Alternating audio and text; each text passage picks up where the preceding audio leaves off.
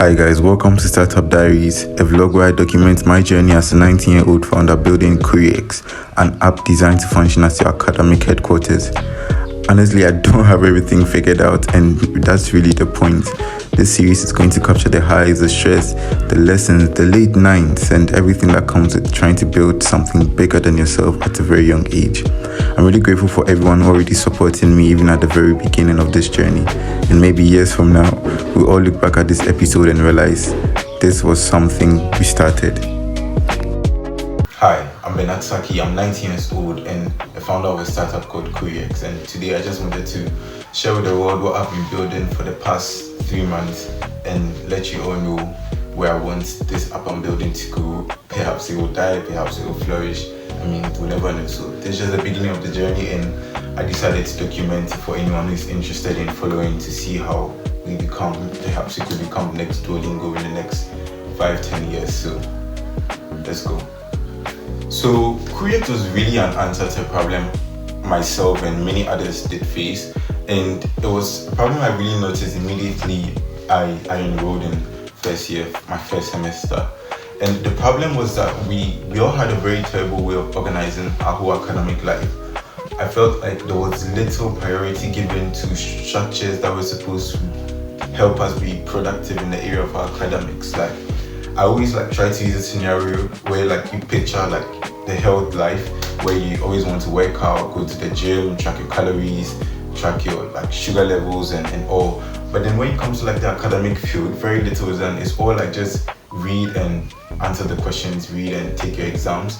But there's very little structure that are put in place to make sure that the whole process is very seamless and enjoyable and very productive. And that was a pain point that I really struggled with, and I did a lot of research to see what anybody is doing about it in the space.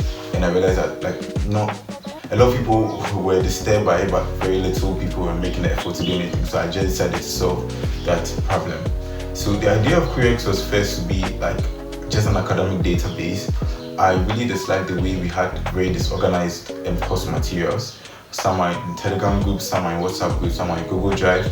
So the original intent was to just be an academic database where you could immediately just log in, sign up, log in, and then you choose the course you're in, the year you're in, and you get access to all your course materials without having to go through the hassle of going here and there. So that was the first idea of CourieX. I built the first prototype, and I did a lot of pitching. After I built the first prototype, I did a lot of pitching. So it was quite stressful because the relevance of it was going to be depend on how updated the course materials were. So for example, we had about, let's say, 13 engineering courses. And by the way, I'm a student of KNUST first year. So we had let's say 13 engineering courses, right? So I had to go to every course rep, that's the supervisor of the whole course, and ask for their course materials. And then I go back home, and with my friend, I just manually upload it one by one, trying to, as much as possible, segregate them into their respective courses. And so I had to go to chemical engineering, petroleum, computer, electrical, telecom. And even though the idea was good, it was extremely hard. It was very hard. It was very hard to first of all get very accurate data. Sometimes they'll log in and they'll say, "Oh yeah, I see this is not in, this is not in," but we spent four hours trying to get all of that done, and then there are still some essential materials, some 1 or 2 materials that are not in, and it will just not make them come back because they feel like it's just an incomplete something. I did a lot of time. I spent a lot of time going class by class to pitch, and in the first 2 weeks I had about 260 signups. I thought it was good. According to the Lean Startup, early traction is a good sign of your startup idea. But then I immediately tried to I realized it was a high churn rate. That is basically the number of people who stop using your product after the first interface with it. And it started with a weekly user activity of 100, and then in the next 2 weeks they dropped to 3 or 4 people just logging in daily to check out their course materials. So I went to class by class. I spoke to some of my friends trying to find out why they they weren't using the product, if it was a problem they really if that was a problem they faced. And it turns out that it was a problem, but it was not a problem. Like, there are kinds of problems where it's a problem, but like you could live with it. Yeah, it's not like it's so much of a pain point you would pay to get a solution to it. It's like something they felt like it was a problem, but they could live with it. So I quickly realized after like a month and a half, after taking a lot of data from my friends, asking them what I could make better, that the original intent of it was not the best. Not everybody was interested in that. In fact, very few people, just 4 people were interested in that. So I did realize that if I really wanted it to succeed, I needed to pivot the whole idea. And so after collecting like data from a lot of people, trying to like understand their study patterns, what they feel like would make their study life better, then I came up with CourieX 2.0, if I'm allowed to call it that. And the whole idea was to be able to make it like your academic headquarters. So I realized one big problem was me trying to manually upload course materials for every course. And so this time I actually changed it to you being able to create courses and upload your materials inside.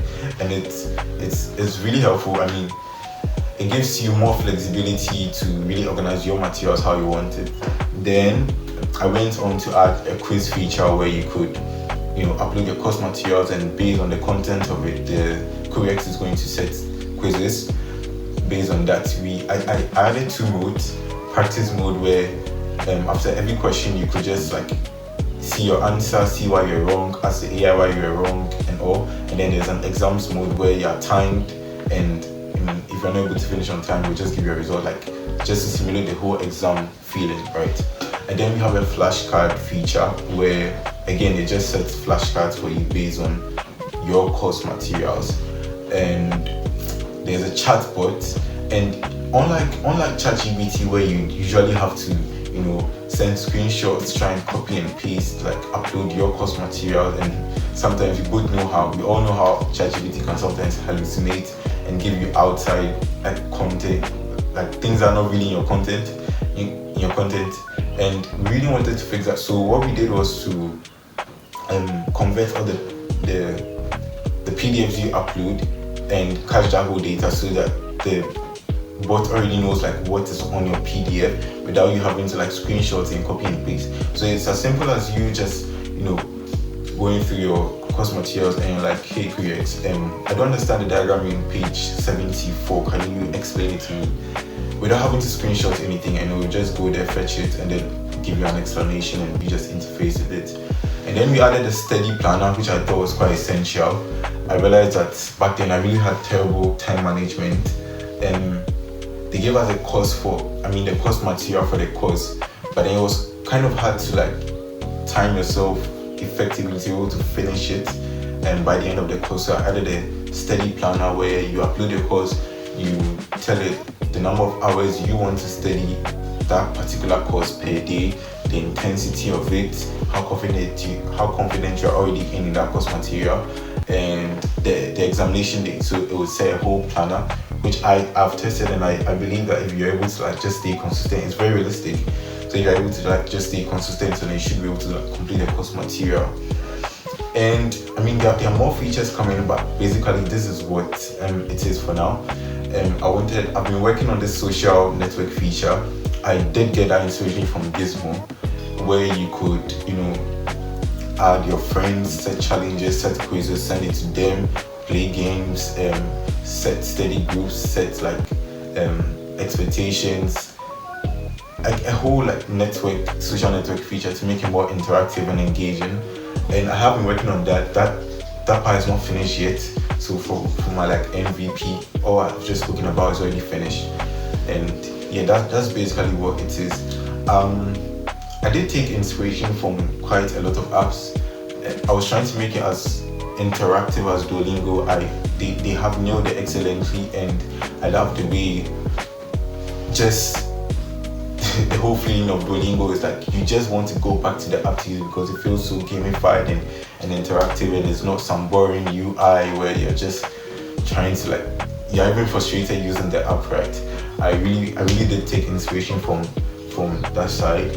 And for the flashcards feature, I was just looking at Quizlet, looking at how they do their stuff.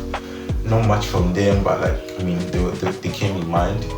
I did also take a lot of info from Gizmo, especially from their social network. I really love how they pull it off. And yeah, for the AI, obviously ChatGPT. So this is just the beginning of it. I'll do another explainer video documenting like what I've been doing, but then this is just the whole idea of CourieX. So CourieX is live. We launched it this Friday, and you could check it out www.CourieX.online. I'll just like put a link in the description and all, and you could check it out.